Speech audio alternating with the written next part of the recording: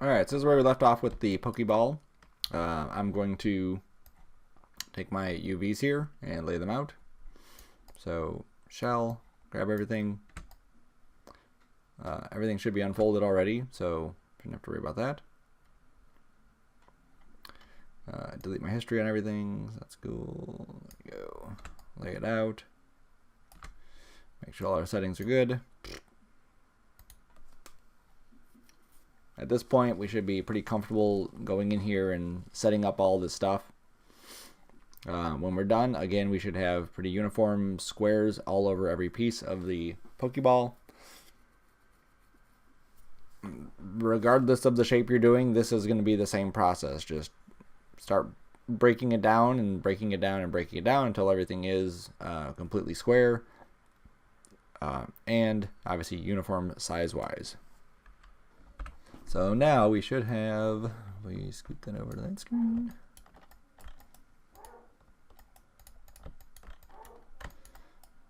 Oops, not nicely laid out. Look at that, horrible.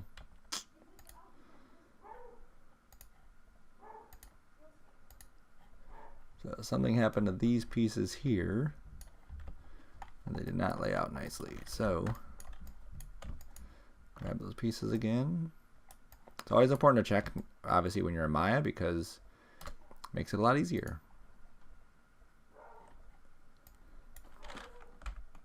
Oops.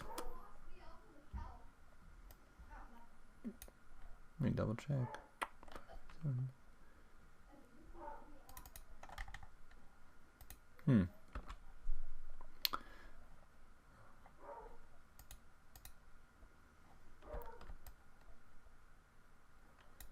That's weird. Alright, so let's just freeze our transforms. And I'm only going to do the scales of all these. So it must have happened because I know I leave those out. Oh well. Alright. So back to this, back to this, back to unfold.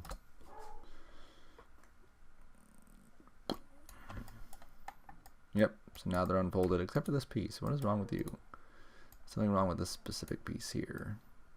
He's frozen.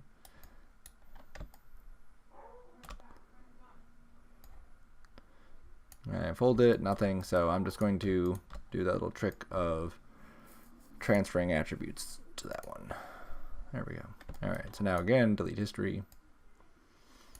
As cautious as you can be with the stuff, sometimes there is just random things that happen. Maybe it didn't save, maybe it didn't, whatever. Maybe you had history on and that screwed things up. So always double check and triple check your stuff. And syncing still. So by the time it's done, we should have inside this box, we should not have this box or this one or that one. Everything should nicely fit inside this one area here. So I'll pause until that's done. All right, and it's done. So again, back to the UV editor. Again, double check the stuff. On some of these pieces, because I need to be able to videotape two screens. Because the pieces are so small, it may look like there's nothing showing there, and they may just be picking up very, very tiny areas inside here. Okay, now if you want to double check that, you can go to your UV shell, grab everything and scale it up. And that way you can kind of see the squares on there. I believe too that, oh my gosh, I believe too that Maya is really going crazy on me. I'm not sure what it is or what I've done to deserve this, but my undo queue keeps turning off. So I may have to delete my preferences or something. So let me scale this up. Let me just unfold this again, or lay it out again. Alright, so back to where it works. I don't know what happened there, but it actually corrupted. I had to reopen my file. So I was going to say, under the checker map thing, I believe you can also change this to a higher size. Oops. And then it's supposed to update. 24, yes.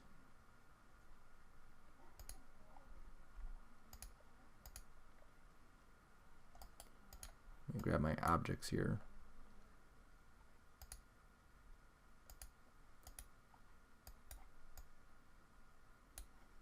There it goes. It's acting awfully funny today. Alright, so now that's 1024. Now I can really get in there and see, yes, everything is the same size, and everything obviously is square. Sweet. This has no effect on the end result. It's just visually appealing. Alright, so there's my Pokeball. Delete history on everything again, just to be safe. I have everything grouped. There's my group. Going into substance, obviously you probably want to start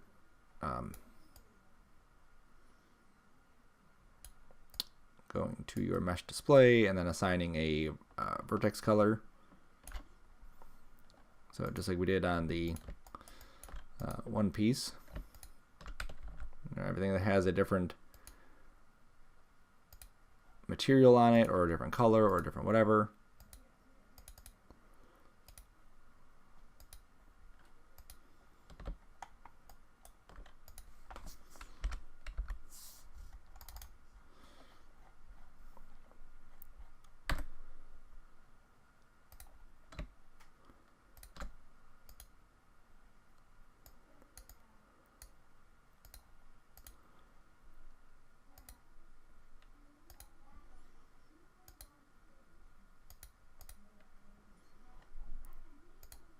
It wants me to open all these. And there's no hotkey to do that. What I can do though is isolate and then marquee everything and then apply that color. There we go. Alright, so now I have obviously my separate colors. It may help too, I may want to separate these items so that they are different. So I can just go to Edge, grab that, and then say Edit Mesh.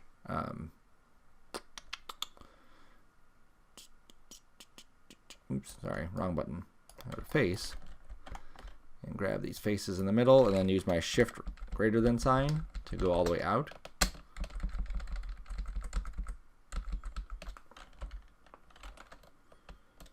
That looks good. Maybe a little bit more. I'm going to try to, if there's any seams, I like to hide it in the crevicey areas. Yeah, that's good. That's in the crevicey area. Okay.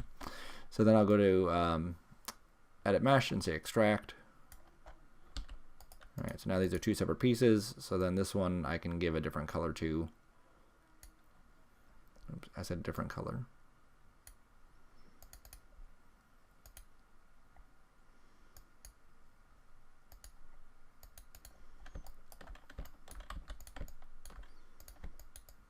There we go. Sweet. Alright, so now we'll just export this out as remember I showed this at the beginning of it. So anytime you're doing this, always look, because there may be another format here that you like more. It's actually going way off my screen. So FBX, obviously OBJ. In future versions, I'm assuming that at some point they will accept, you know, Maya files in here. They just have not done that yet. So it's always good to keep an eye out on that. I'm always peek into it every once in a while. So this would be Pokeball export. We need to make sure that we have selection sets. Yes. Split vertex smoothing groups. Also make sure that, you know, if this thing is in one mode, that's what it's going to look like. So if you want a smoothing done to it, you'd actually have to go to Mesh Smooth in order to get that smoothing. But I'm happy with the way it looks. Should be good there. I have no animations, whatever. Now we can go into Substance, grab the Pokeball, and let's see. Yep, high quality, roughness, that should be good. 2048 should be good. This part should be pretty much just review of everything we've been doing this entire semester. Double check my UVs, and then wonder why some of the stuff looks like it's missing.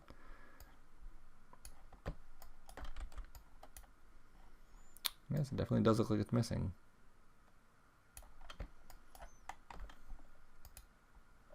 And that's why we always double check and triple check and quadruple check.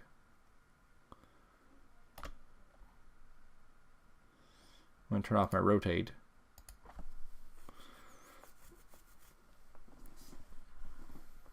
They were fine a few minutes ago.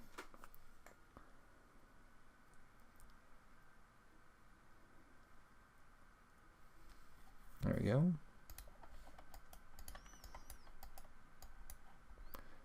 So now we'll do that again. We'll export the selection.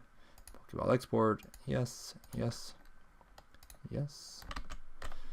Back to this, back to new. Everything should be good.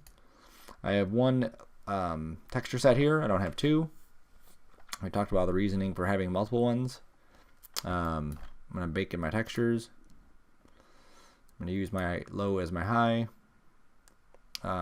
Again, we can set this lower, test things out, see what it looks like, and then obviously tweak things, and then when we're happy, up that.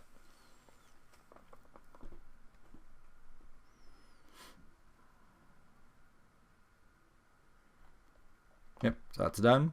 If we look at my normal map, not a whole lot there, a little bit right there in the one. It's just kind of odd. There's my world space normal. There's my ID, which is blank.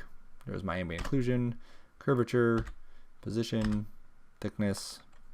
Okay, so let's go back to bake texture. We know the ID didn't come in. This is the kind of the important thing of doing this here.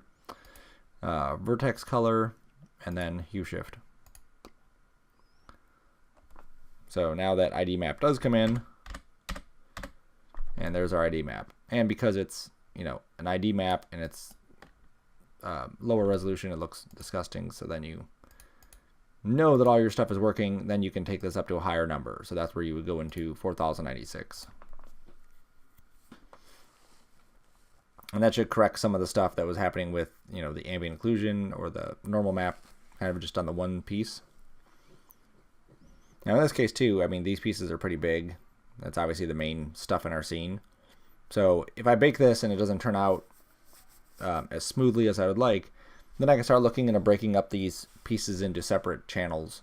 You know, maybe the ring here and the ball and this are all on one, but then all the mechanics are on a different one.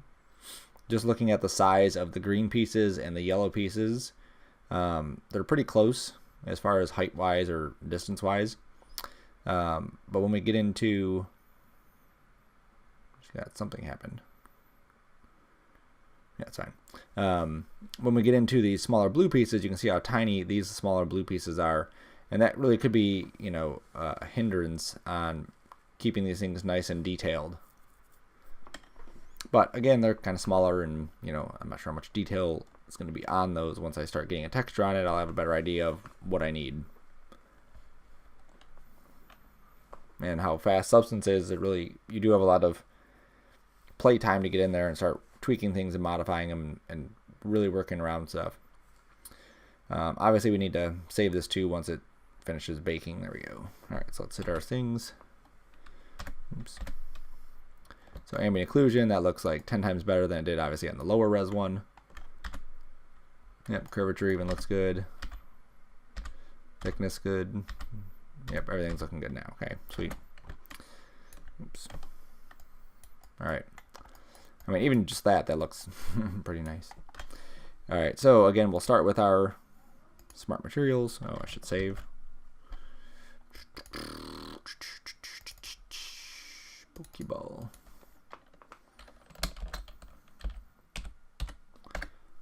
Call it poke. Start with our smart materials if we want. And then go from there. Usually that's the quickest way to do it. So he's going to be a metal ball, so I'll start off with that steel scratched, see what that looks like. Being on a rounded surface, don't be surprised if you do have some seams in certain spots, because you can see this is, you know, metal streaking back this way, and then we have some metal streaking this way. So you may see some seams. You may have to go in through any of these things here. Not that. Here. Nope, nothing there. Let's go to the dirt. So anything that has a projection on there, we just want to make sure that it's set to triplanar. So right here it says UV projection, so I want to set that to triplanar. And that will correct some of the things, not everything, but some of the stuff. I am getting like an odd seam right there too. That might be something I have to investigate. Yep, when I do triplanar I get it. When I don't, I don't. So, yeah, something to keep in mind when I start texturing that piece. So right now I'm just kind of looking at the overall ball shape of this, and that looks pretty good. Cool. So I'll close that. I'll add a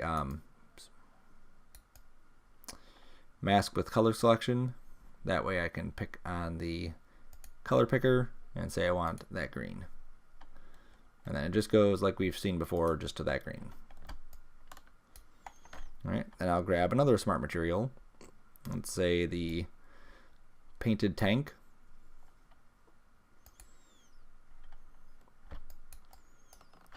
Alright, this is going to be for the band and this loop here.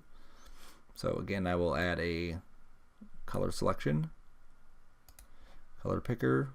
Start with the band and look at that and see. Yep, it's good. And then I'll also pick that red.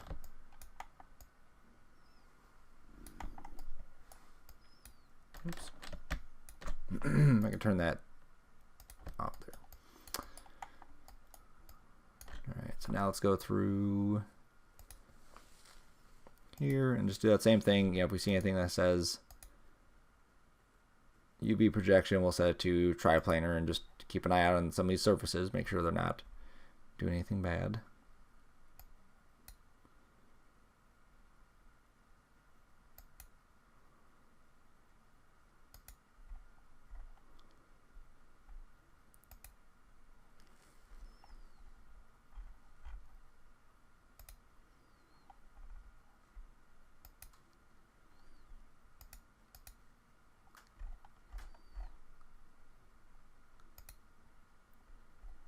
You can fast forward the video. You have to sit here and watch me do all of these. Now eventually, if you stick to it and you realize, hey, this is something I am enjoying and I really want to explore this further, then you should really start playing with more of the settings than just dropping things on and hoping it looks good. Because everyone's going to know, oh, you used tank painted for this, or you used this material for that, or whatever it is.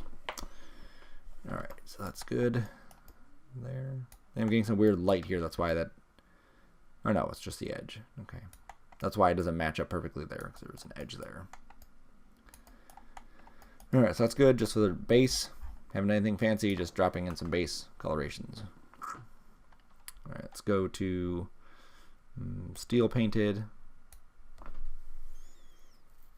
Another color ID selection. This will be the blue things. Did I color that middle part something? I colored it orange. It's not picking it up. Well, we'll see. Yeah, you can see here this definitely, we lost a lot of resolution in those pieces just because of what they are. So let me jump back to Maya here.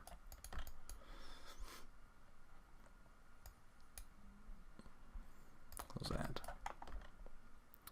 So I'm going to go to my shells. I'm going to grab everything. I'm going to do a layout. And right here where it says shell distribute, I'm going to say let's do 2 and 2.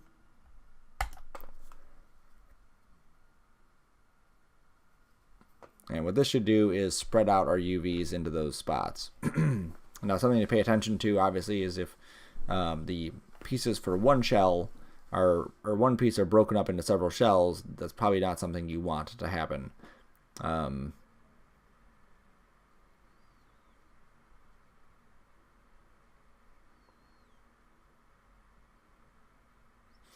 But as long as we don't have separate materials inside of substance, you know, it's not going to be too big of an issue.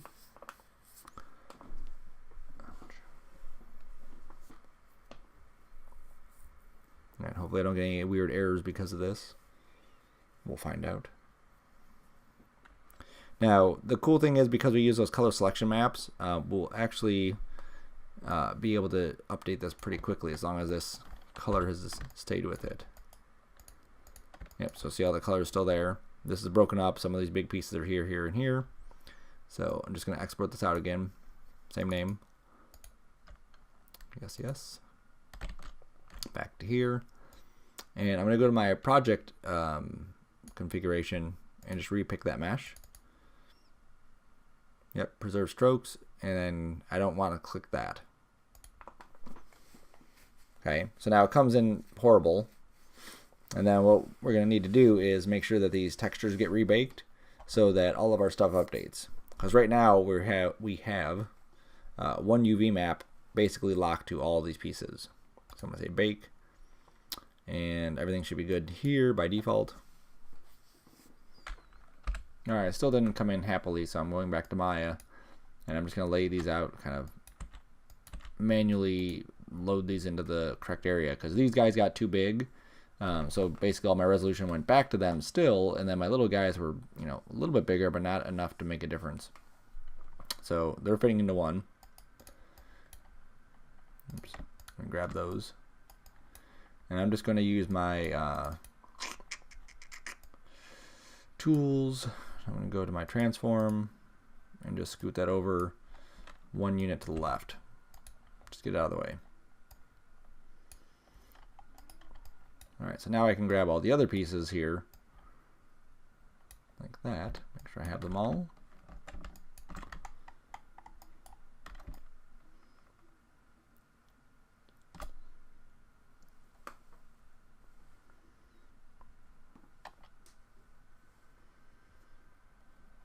And then also, it wasn't my texture, even though it looks like it's laying them out on each one. It's still not coming in correctly. It's laying it out here, but then that same texture is here and here and here. So I want to make sure these are as big as possible. Oops.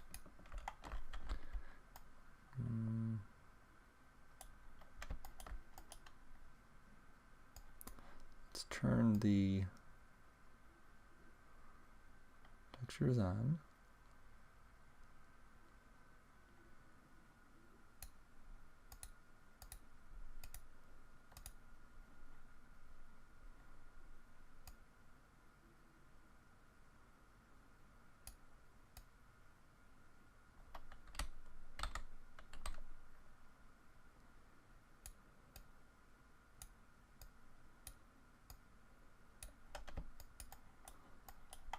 Oh, there it is. Just really zoomed in. I forgot I changed the size.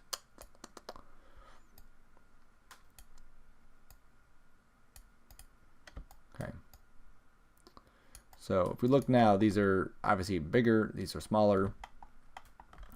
If I took these pieces here and I shrunk them,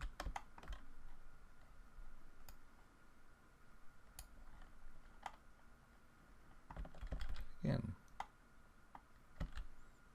not sure what it's doing. It's like scaling it down to some scaling it down to some ridiculous values. Or am I just acting funky? All right, whatever. It's good. Okay, so I can definitely see checkers on here, all the way around. Yep, those are good. All right, so now I can take all of these pieces, go back to that toolkit. Oops.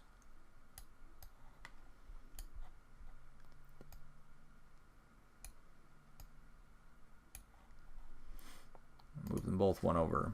Now I could go even further into this, making these pieces broken up.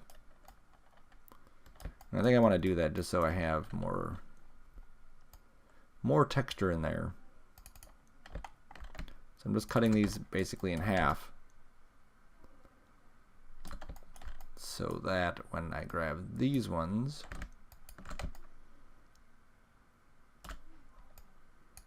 I see this piece too. That's that. That should be fine. And then I lay it out.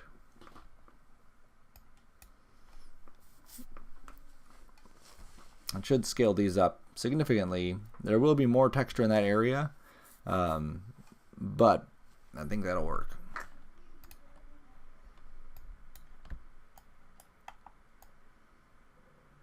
That's good. Nice and refined. Okay. Now, just to consider something here too. So we have this, this one here, which if we look at the pieces, that's the outside, and then that piece is actually the inside of that, which that piece really isn't terribly too important. If that had the same exact texture as the other piece, I wouldn't be too terribly upset by it. Okay, and the same thing for the other one. So what we can do is actually grab these inside pieces here.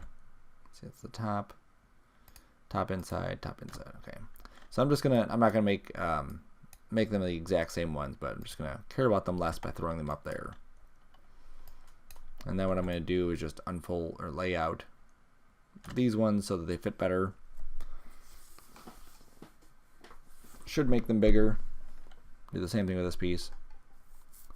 I could drop it on top of that one, but because they're different shapes slightly, it wouldn't work terribly too good.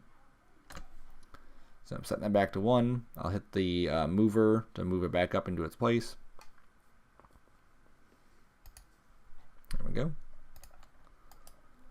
Alright, let's try this again. That, yes, and yes. Okay, then we come back here, we do our project configuration, we select it. Oops. I do need to click that UDIM, so I don't know why it's not letting me do it now. I did a second ago.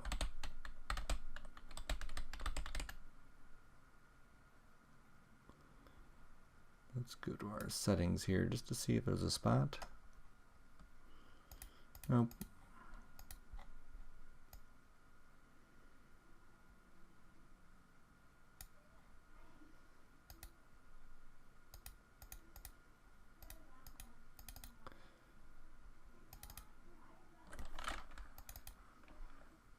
Yeah, see, let me do it for the Thor hammer. So now I'm going to go back to that. Alright, so now it's letting me check it, then hit OK.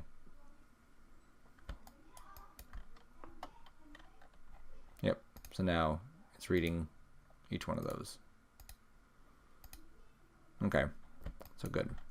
So now we can bake the textures.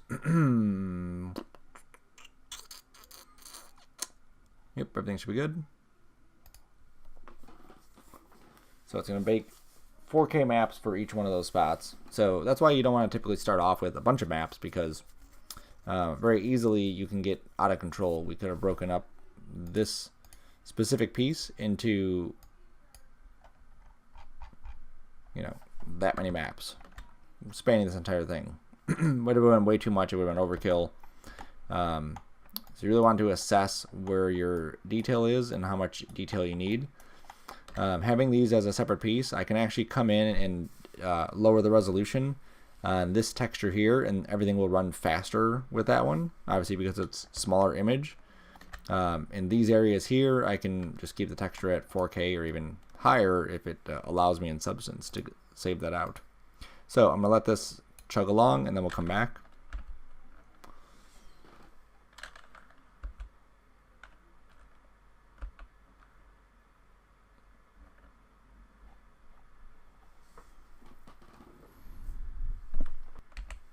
Alright, so it looks like it's done. So now we should have that one, and that one all set. And if I hit the M key,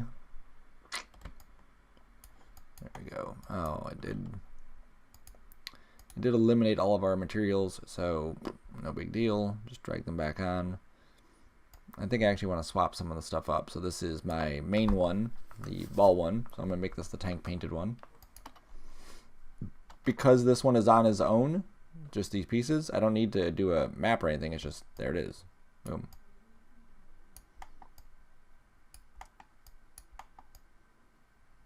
Okay, then let's switch over to number 2. This one has a lot more detail to it, so this one will need that. We'll do the gunmetal here. That one will get a mask color, and I will pick the what? Why didn't you pick a mask color? All right. Let's do a little bake on that one. None ID. Yep, somehow that just got reset. Should be the only one I need this on. The other ones are not as important because I'm not using the mask color for them. There we go. So now I can pick my color, and it will be that orange in the middle. Oops, not that. Black, that's what I wanted, with the blue. That's cool. Okay, and you can see that's definitely worth the time of making sure that we have the right sizing of our stuff, because the other one looked pretty horrible, so that looks much better. All right, let's close that. Drop in another one. And this is, I mean, it's odd to say, but you just don't know how difficult this used to be beforehand, just getting these materials on any shapes. It was pretty difficult. Let's also pick this color. Yeah.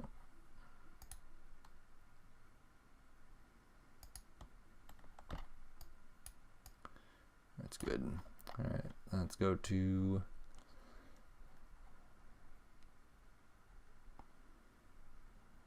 this aluminum, and that will be the center thing.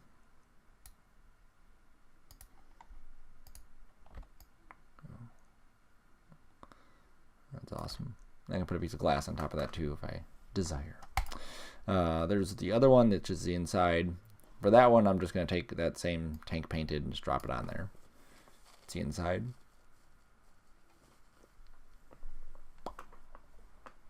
There we go. Cool. All right, so now I can start going through and customizing some of the stuff. We've gone through and you've seen how to use the brushes and you've seen how to use some of that, so you can play with those as well. The biggest thing here is these smart masks, and that's how a lot of the stuff is being created. So let's say in this case that I wanted just some scuffs on here of red, just to make it obvious. So I'm going to go to my fill layer, red spots, and I'm going to pick obviously the color red.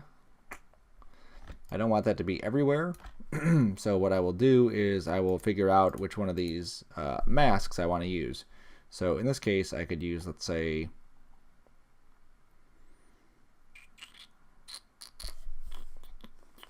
ground dirt. So dropping it on there, I'll get this ground dirt stuff where it's obviously incredibly red at the bottom and then the top is very little red. If I turn that off for a second, you'll see that that's pretty much what they used here, but opposite. So the top of this has that texture, but the bottom of it does not. Okay. Obviously we can adjust the coloring in it. If we zoom in, we can adjust the height information.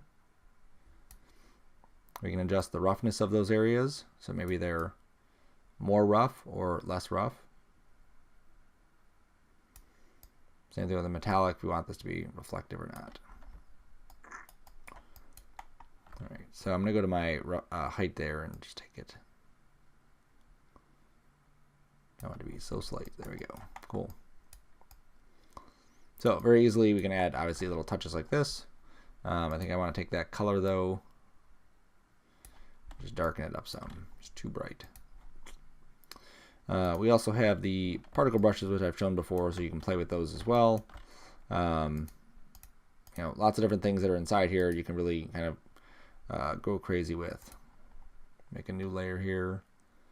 Now, thing to note, these are painted on, so Substance will actually remember where you painted things inside the scene. Oops. There we go. So it'll remember that I painted this in this region. And so if I were to move my model, swap my model, change something, update it, whatever it is, it'll actually remember to put this right there. Now, if I've moved it, it won't know where to put it. So just obviously be careful with that. There's a screw. Remember, I can only paint on stuff that's actually in the scene. So it doesn't help if I don't have, or sorry, in the same UV set. So I can't paint this because it's not my UV set. There we go. So just dropping in some screws here so that it looks like it's somehow assembled.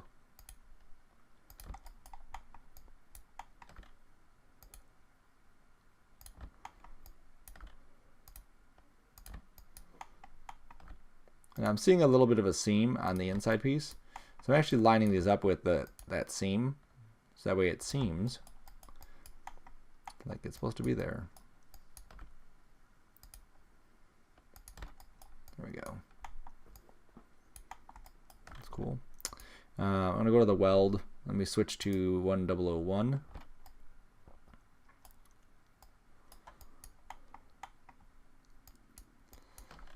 And just make the brush smaller.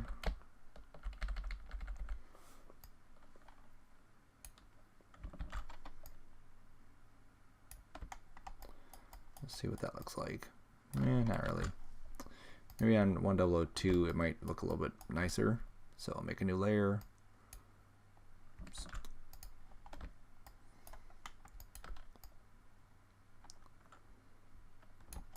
See, yeah, that definitely looks like a little weld line there. So I'm just gonna follow this around.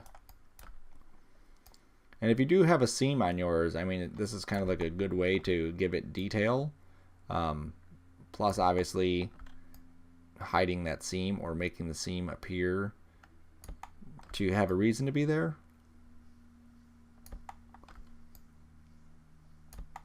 Now, don't zoom up too close. Obviously, if you're going to get close to something, you want to be close, but sometimes we look at stuff just way too much, like 500% zoomed into it, and then you're going to be looking at it, you know, zoomed way out, or it's smaller or whatever. So try to look at things maybe like double what you normally would, not 500% of what it is. Now you can even explore a bit further into Substance, and you can do these things that these tools, people actually make these and sell these too. So even if you have no interest in doing this kind of stuff, but you maybe like the technical aspect of how these things are created, you could actually make those and sell them. And sometimes they're just like, here's a kit of of screws, here's a kit of metal pieces, different kinds of welds, and you can sell them for $5.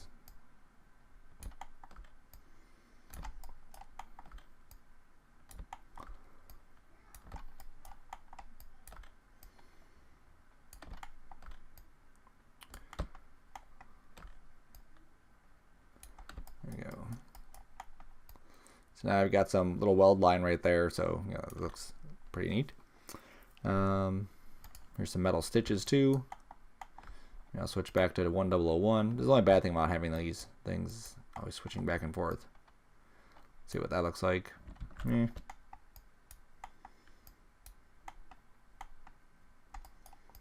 think I would have to have a need for this. Let's go to my brush.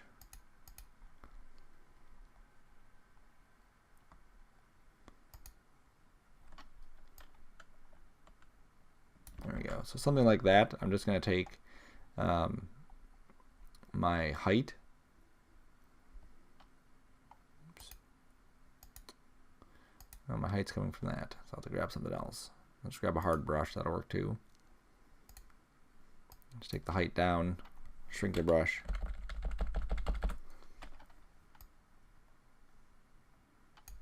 Oops, I don't want color information on here, so no color. Roughness will crank up. Actually, for the color, let me darken this.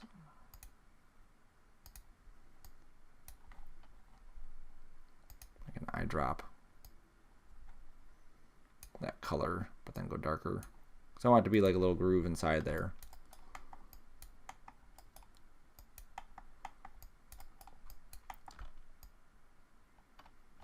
Way too dark. That's good. Okay, smaller brush still.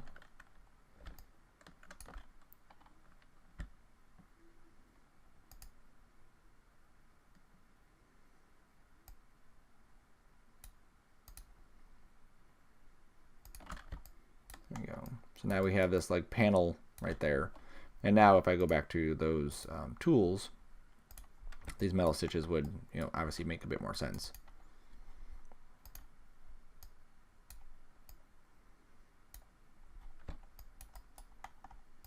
Oops.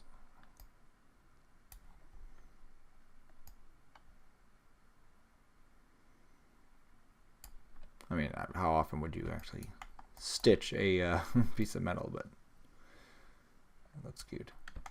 All right, I have to rotate my brush. So I'll come up here to my angle and just give this a 90-degree angle here. Oops, that's my jitter angle. I want that. I want this angle.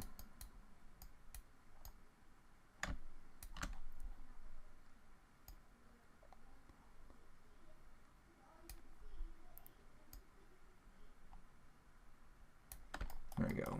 So now it looks like, obviously, he's like that. And I could have made him out of cloth, too. And that would have been just as efficient or impactful. Cool. So you can just keep playing with that. Just add some random stuff to it. Just some extra details. It can be whatever.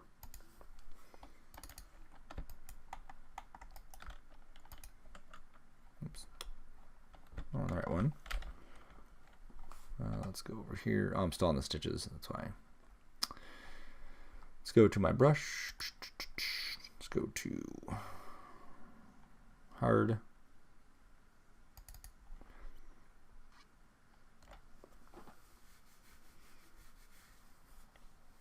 Let's save.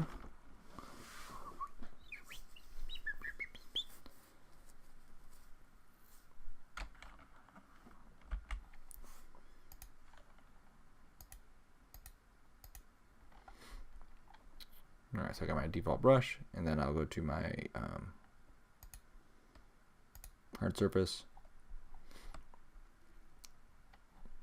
And then we can drop this into my stencil.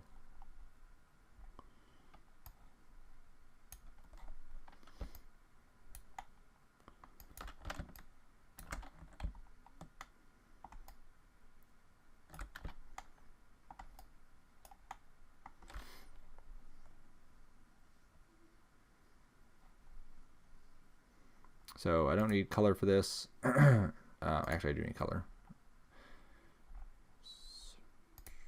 Take that down to black. So I'm going to take my height down. I'm going to drop a new layer on here. Just stamp that in.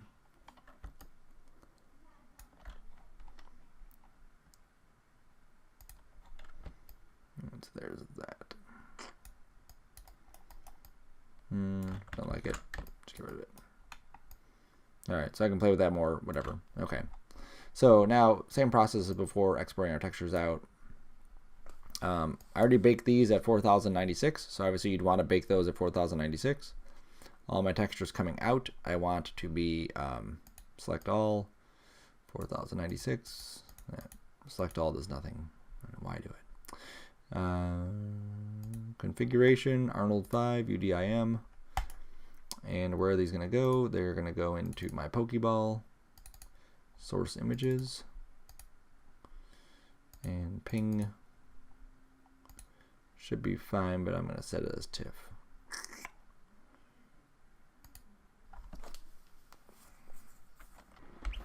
Alright, export finished with some warnings. Should be good. Back to Maya. Let's hope everything plays nicely for us. Assign new material. This part, again, it should be review.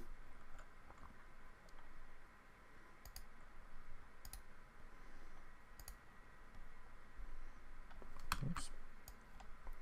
Alright, close my project crashed. So let's reset the project to the right folder. There we go. And there's our color.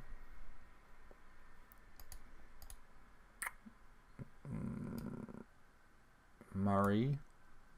Generate preview. Nice. And turn this off. And then we should have metalness. And turn this off. Now remember, this is a black and white image, so we have to make sure that alpha is luminance on here. Same thing for this roughness, not the roughness above.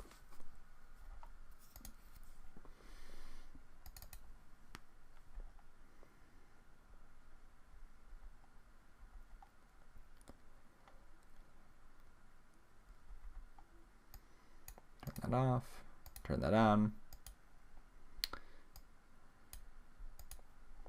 And then finally, under the bump map, set this to tangent space normal.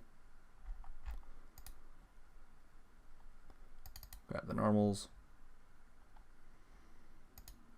Oops, I didn't set the other ones to, obviously, Mari stuff, so I have to go back to doing that. And then remember, on the bumps, sometimes you have to set this to raw in order for it to read correctly. So let me just jump back to my roughness, make sure this is on Mari generate. Go back to my metalness, make sure this is on Mari generate.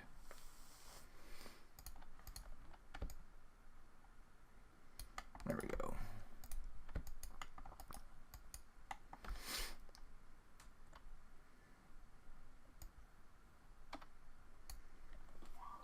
Not that.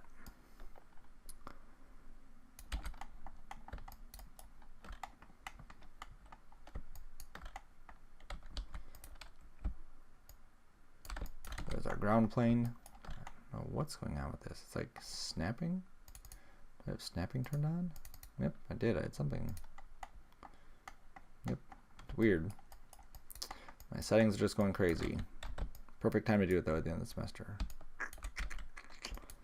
So I'm just snapping this to the bottom of this. Or at least trying to. Again, my move tool might be in snap mode. Yep, it was in some mode.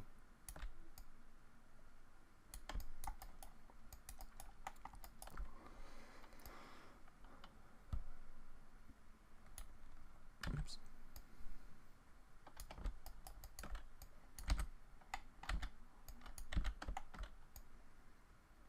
Oh my gosh, everything is in snapping. I use snapping sometimes, but I usually just turn on, turn off.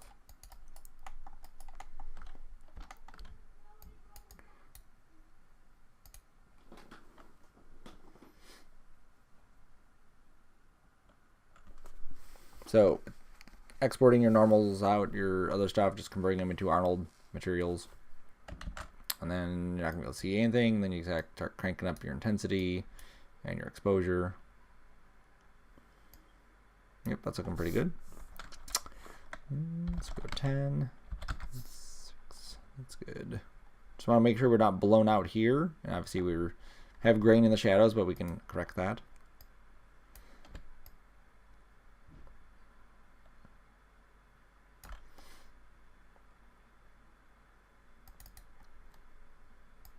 Yep, that's good. Alright, so let's take this light, duplicate it, scoot it over.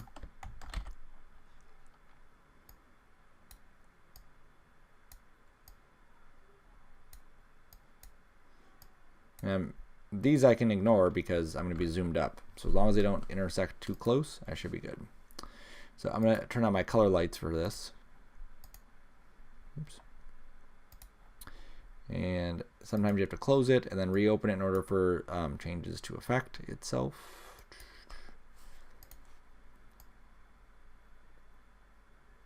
There you go. So that one's really orangey, and then this one will be bluey.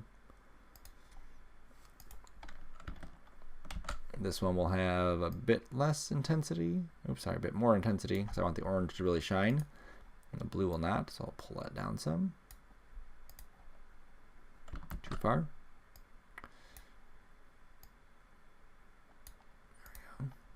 There we go. Okay, so now let's get in here.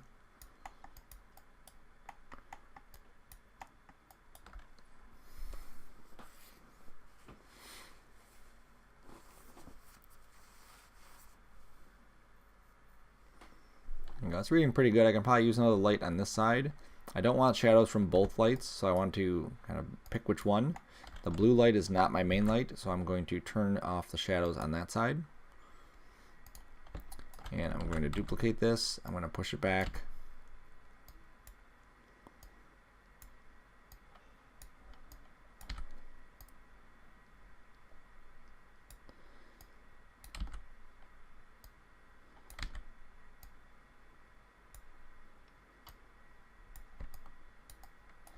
What I'm trying to do here is just capture a little rim light on there.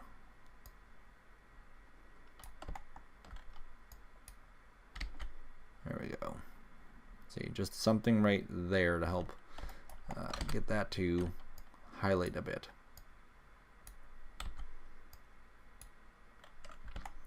Alright, so I moved it up out of the way because I want to take this up a little bit more, like to 7. That's good.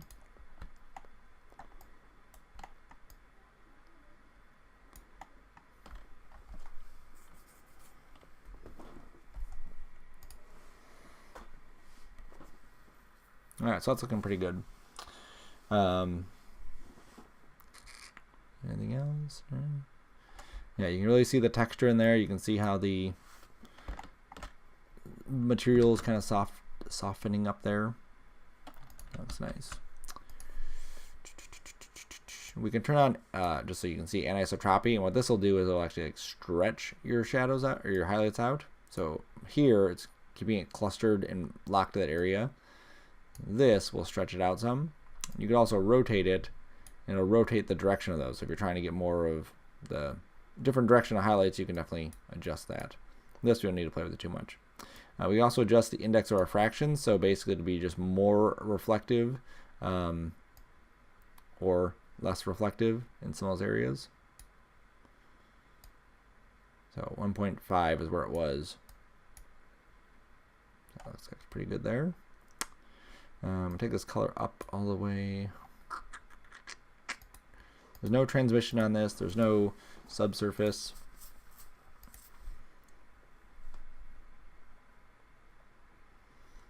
I think I do want to add just a little touch in here. I'm just going to add a torus, and that's perfect. I'm just going to shrink this down. I think I want to add just a little touch of color or something inside this loop. Let me zoom in real quick so I can see it. Yep. Okay, so I don't want to lose the detail of that. I'm just going to shrink this section radius down. That's too much. No, it's actually pretty good. A little bigger.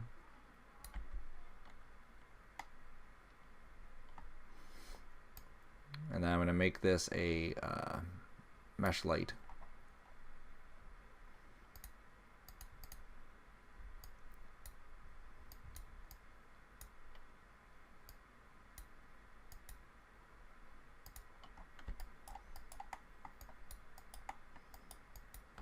And then what that should do is just give us a little bit more glow in that area. You can see how it's kind of like lighting up right there. I could even break that up just a bit more too if I wanted to.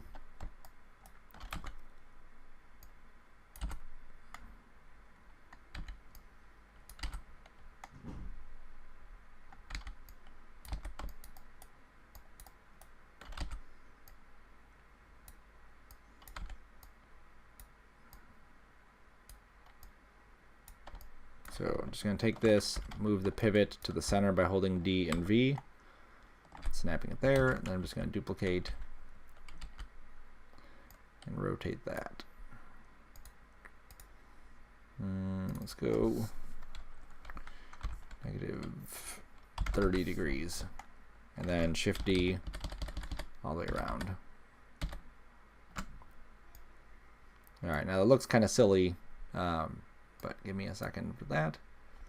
There's all my cubes.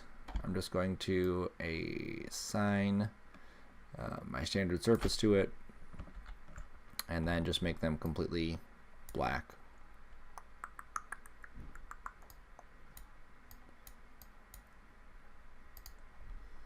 And all that's doing is just kind of breaking up that light. So it just looks a little bit more interesting inside there instead of just that perfect ring.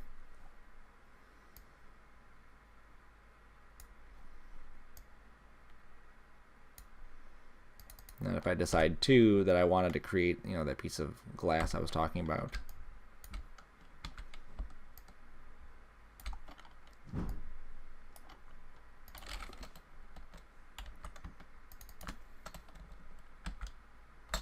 I probably did already model this, but whatever.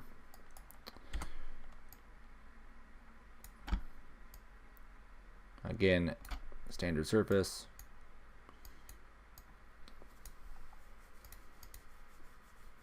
You can even use presets here, and I can just pick glass, frosted glass.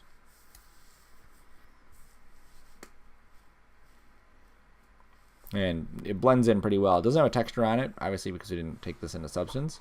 But it does look pretty sweet how it's blending inside here and giving us that, as opposed to, let's say we went to just regular glass, and we'll get more of a reflective shine off of it. You know, all depends on what we're after. We could obviously go into the transmission area and then just not have roughness. That was one of the big differences in one to the other. The same thing with the specularity. This has roughness pulled up. And so we're getting more of a rough material inside that. So I think it'd probably be more lensy. So I mean, we can add a little bit of roughness there.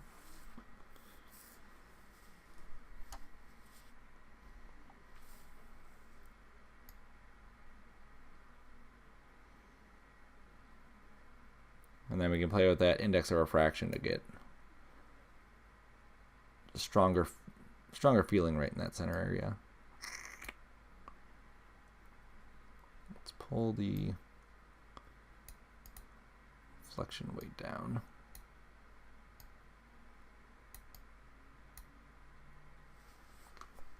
There you go. So we got something there. That looks nice.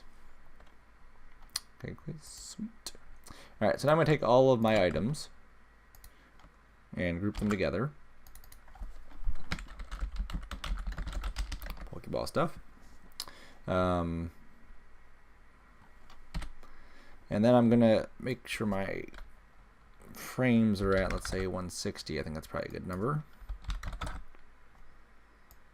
Actually, let's do 180. 180 will be a...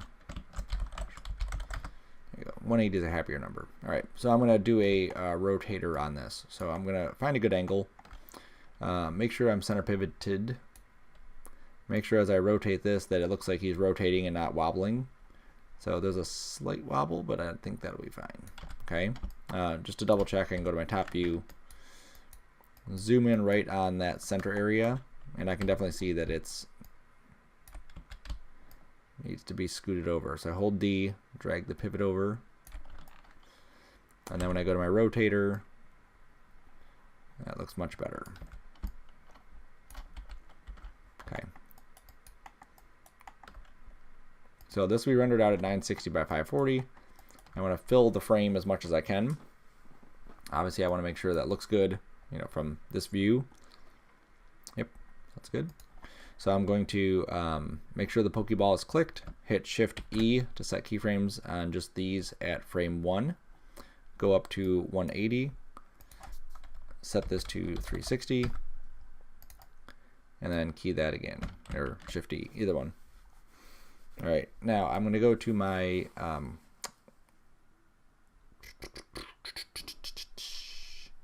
animation editor as graph editor. That's where I want to go. I'm going to grab the Y and just hit this as linear. Now, what that does is make sure that as this thing spins, that it does not build up speed. It's constant, so when it restarts, you won't see anything odd happening. Okay, there is a double frame, so 180 is the same as 0, so you do see a little hesitation there, but it's not terribly noticeable, and that could always be cut out. The other one that we were getting before is this.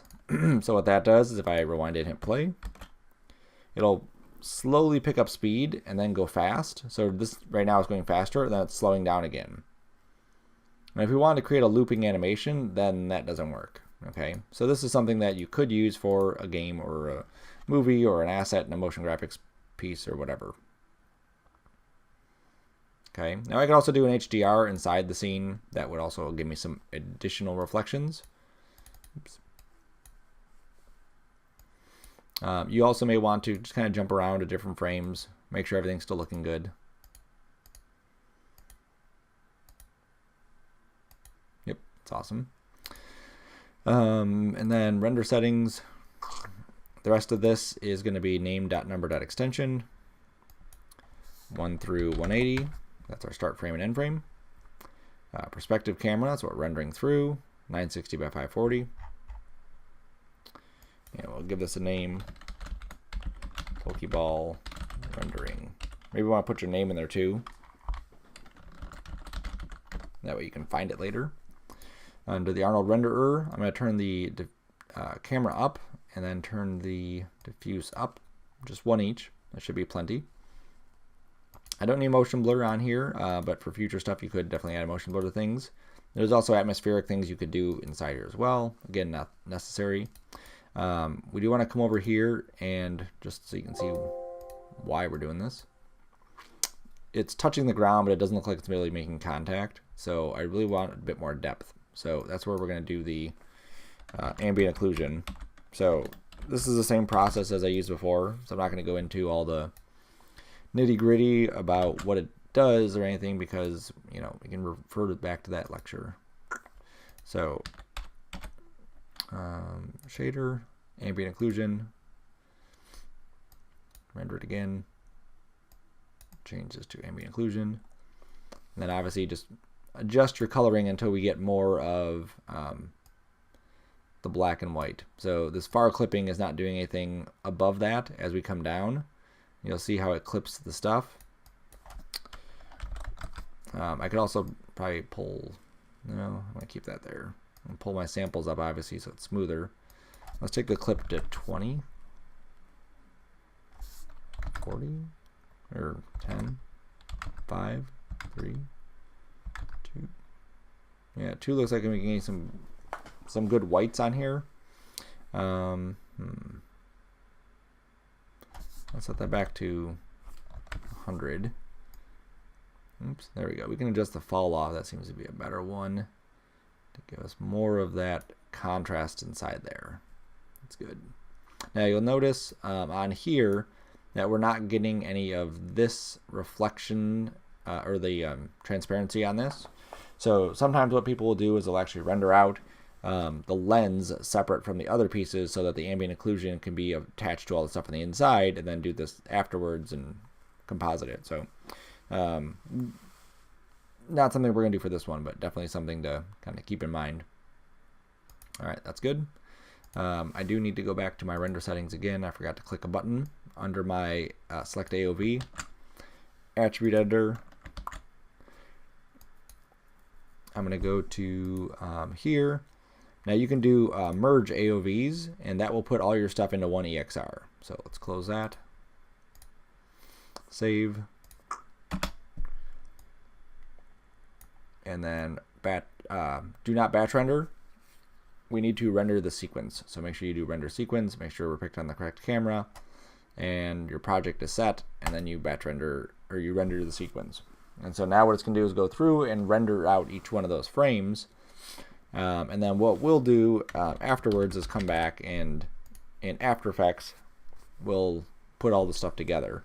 Now for this one, obviously it's rendering right now, so I'm just going to take the priority down. But I'm going to show on a different project how you would then composite all that stuff together, because it is the same thing regardless of what you're doing. I'm just going to take all the processors away from that one and set my priority below normal.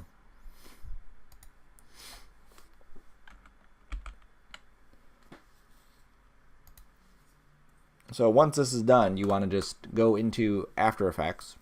Obviously, if your computer is going to render, this is still on frame 1, so frame 1 may take 5 or 10 minutes. You've seen how long it takes to render a still. Obviously, those are bigger, but this is 180 stills. So once it's done rendering, you'll come into After Effects and you can put it all together.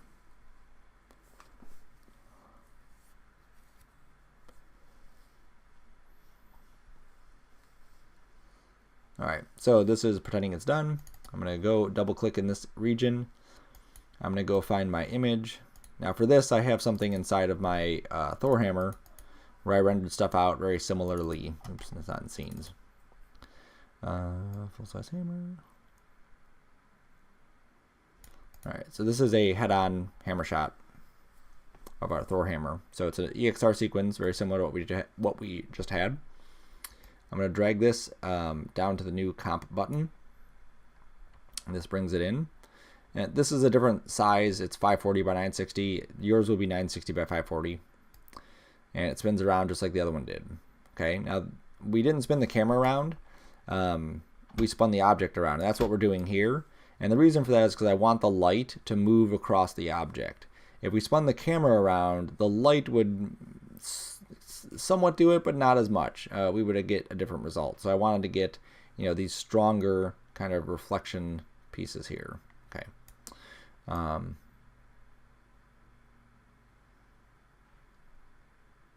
Yep, cool.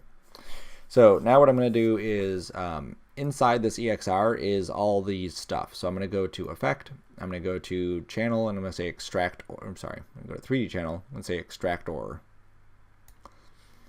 Now, if you click here where it says RGB Copy, then it'll let you pull the stuff out. So in this one, I have ambient occlusion. There it is. I'm going to take this and duplicate it. Click on this again. And I also have a Z, which is my Z depth. So nothing really you can see there, but that's it. And then there's also a wire. Okay, so this one actually has like a wire frame on top of it. So all these things were just rendered out of Arnold straight like this.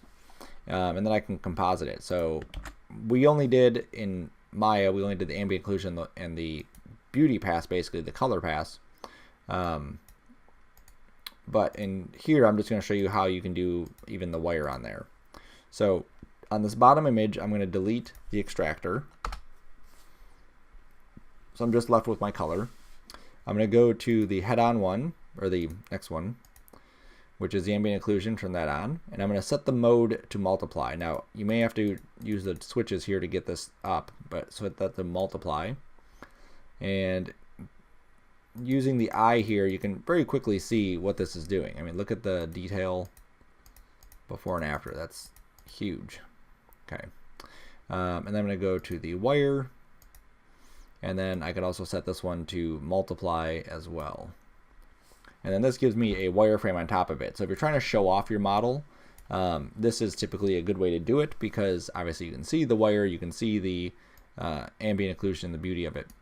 You can also do an overlay, and what that does is just brightens it up a bit because the white from this wireframe is actually adding to the coloring of that. So you may want to do that. You may want to do multiply. You can basically try any one of these and just see which one you like better.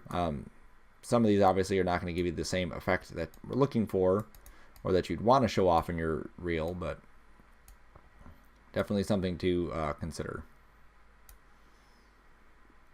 Oops.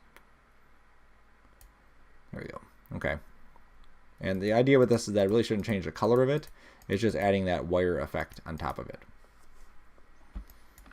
Alright, so there it is. So then what we would do is obviously you can hit play and it should travel with it. So you should have your Pokeball with the ambient occlusion looking nice. Then we'd render it out. Now, before I render it out, I can go back to that ambient occlusion, and under the color correction, I can go to levels, and I could pull this up. And what it's going to do, it may be hard to see. but it's changing the color of that ambient occlusion. So if I change this back to normal for a second, which I didn't have to do that, did I? Nope.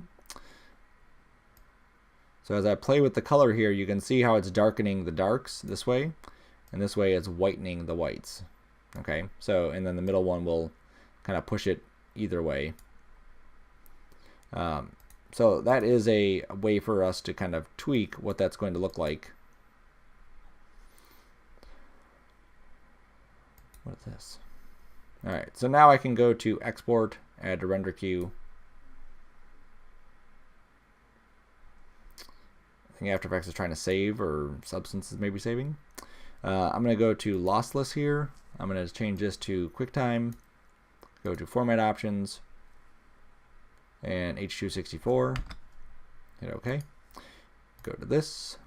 Put this into my 2520 folder. Pokeball. And there's a movies folder. That's typically the spot I put my movies. Sarcona. Pokeball. Obviously, yours will be Pokeball. Mine is just Thor's hammer. Then you hit this render button, and then you'll have a movie. So, and then obviously save your stuff. So that's how you would take your stuff from Maya, bring it into Substance, which is what we've done before, add some details to it, bring it back into Maya, texture it, light it, render it out, then bring it back into After Effects, and then do your final stuff to it. Sweet. Sweet. Cool. So that will wrap up that assignment.